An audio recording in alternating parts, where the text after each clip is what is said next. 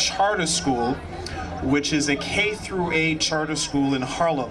And we serve students primarily from Harlem, but also from the South Bronx. And we have a health and wellness problem facing our students and also their families, their parents, their guardians, their siblings. You know, it's pretty sad that many of our students coming to us in kindergarten and first grade are coming to us already overweight. It's also pretty amazing that we're seeing an uptick in students who are coming in with a variety of emotional challenges, hyperactivity, being diagnosed at an alarming rate with ADHD, and with a number of other issues that we think are attributable largely to diet.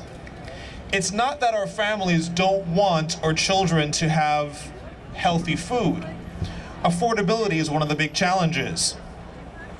You know, many of our parents are more concerned with survival eating than they are with healthy eating, because the options, unfortunately, are very expensive.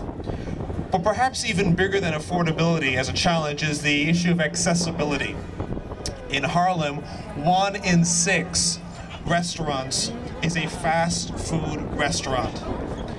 And most of the shops in Harlem are bodegas. Most of the food shops are bodegas that are far less likely to sell healthy fruit and vegetables.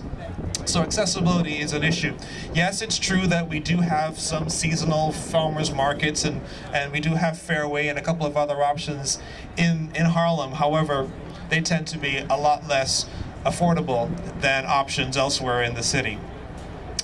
You know, it's a particularly striking issue for us because we know that what kids eat and how they eat impacts their performance, impacts how they learn. And so if they eat well, they're likely to perform well. However, if they eat junk, as many of them do, whether it's traditional junk food or if it's flesh-based products, then they're likely to perform poorly, both academically and behaviorally. And so this is something that we have spent a lot of time thinking about and a lot of time talking about. And we've done a number of things that we think are important and innovative to try to address these concerns. In part because not only do we think we need to nurture the spirit and nurture the mind, but we also need to nurture the body. Because we think that a holistic approach to education is the only approach that really works. And so, as Pamela mentioned, we have a partnership with the New York Coalition of Healthy School Food.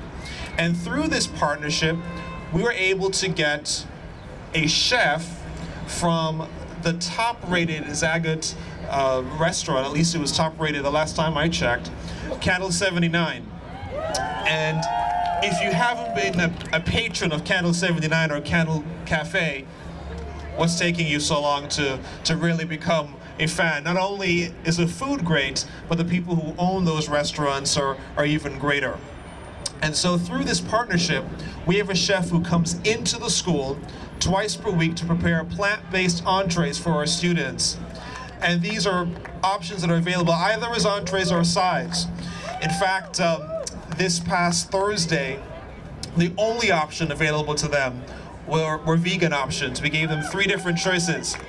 There was no opposition, the kids enjoyed the food, there was no pushback, and we're making steps, slowly but surely, to changing a culture. You know, the best way to really make a difference is to impact our kids, because our kids are much more receptive to truth than adults, unfortunately.